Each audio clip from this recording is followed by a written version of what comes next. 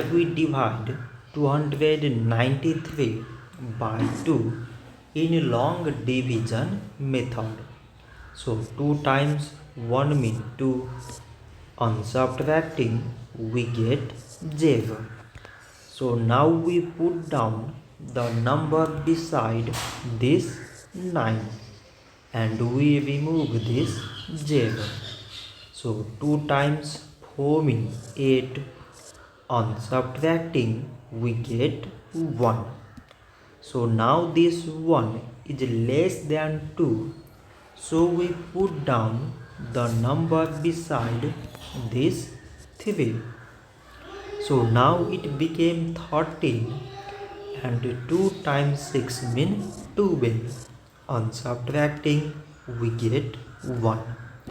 So now this 1 is again less than 2 and there is no other number beside.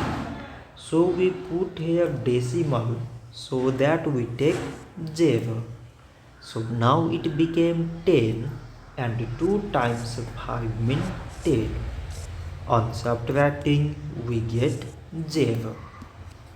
So 293 divided by 2 is 146 decimal 5. So this much for today and thanks for watching.